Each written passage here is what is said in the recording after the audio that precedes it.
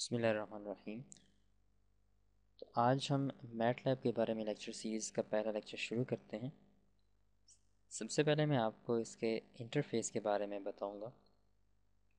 ये विंडो इसकी command window कहलाती है, जिसमें आप हर किस्म की कमांड्स एंटर करते हैं। इसके बाद दूसरी विंडो कमांड हिस्ट्री विंडो कहलाती है। इसमें जो आप कमांड विंडो में एंटर करते हैं वो यहाँ सेव होती हैं और आप इनको बाद में किसी वक्त भी यूज़ कर सकते हैं। इसके अलावा तीसरा जो मेन पोर्शन है वो है करंट डायरेक्टरी का, और ये करंट डायरेक्टरी जो टैब है ये शो करता है कि हम इस वक्त किस डायरेक्टरी में वर्क कर रहे हैं, अपनी फाइल्स किस जगह सेव कर रहे हैं। तो स्टार्ट करते हैं कमांड विंडो से। सबसे पहले कुछ बेसिक कमांड्स के बारे में मैं आपको बताऊंगा।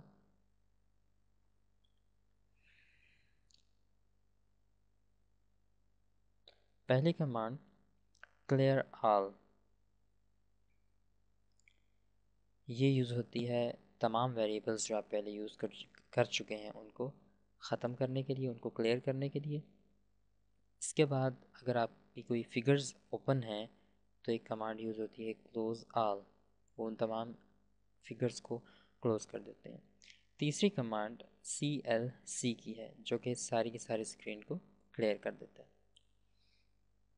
अच्छा, इसके बाद हम परसेंट साइन को देखते हैं। ये एक्चुअली यूज़ होता है किसी भी कमांड को, किसी भी लाइन को कमेंट करने के लिए।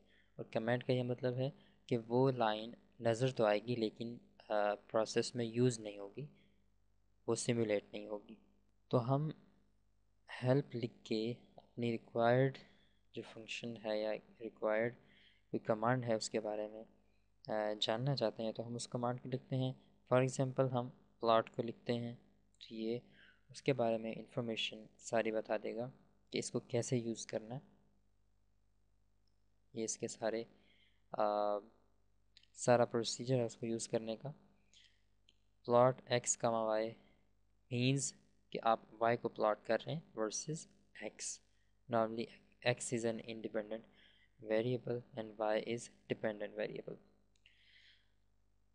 ओके, इसके बाद हम देखते हैं कि कितनी टाइप्स के अरिथमेटिक ऑपरेशंस यहाँ यूज़ होते हैं। मैथमेटिक ऑपरेटर्स में सबसे पहला ऑपरेटर एडिशन का है, वो ऑफ कोर्स ऐड करने के लिए यूज़ होता है। उसके मैं आपको एक एग्जांपल दे देता हूँ।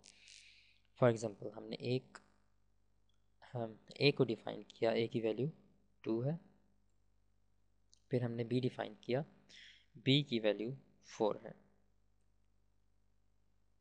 इन दोनों को ऐड करना है तो हम हम एक और वेरिएबल डिफ़ाइन कर लेते हैं जिसमें हम ए और बी को स्टोर करेंगे, ए और बी के एडिशन को स्टोर करेंगे।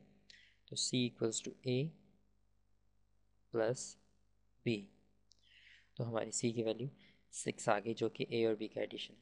इसके बाद दूसरा ऑपरेटर माइनस साइन का है, तो हम उसको भी यूज़ कर लेते हैं। हम D डिफ़ाइन करते हैं जो कि ए और बी का डिफरेंस है।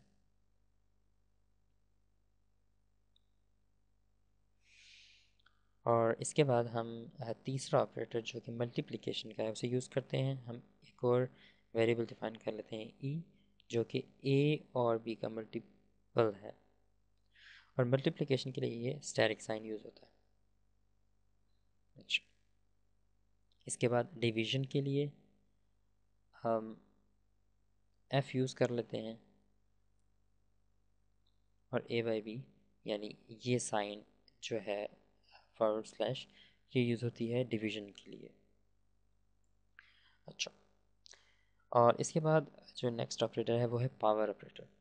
मैं ए की पावर फाइंड करना चाहता हूँ, तो कोई भी पावर फाइंड करना चाहता हूँ, फॉर एग्ज़ाम्पल ए पावर 5,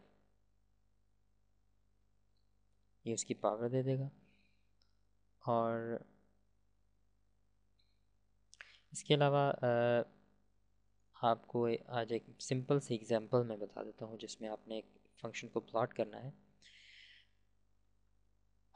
अच्छा, सबसे पहले आप टाइम डिफ़ाइन करेंगे, और टाइम का सिंटैक्स ऐसे है कि सबसे पहले आप उसका स्टार्टिंग पॉइंट, इसके बाद उसका इंक्रीमेंट, कितने का इंक्रीमेंट होगा टाइम में, मैं 0.01 का इंक्रीमेंट देता हूँ, और एंडिंग टाइम मैं 10 का देता हूँ।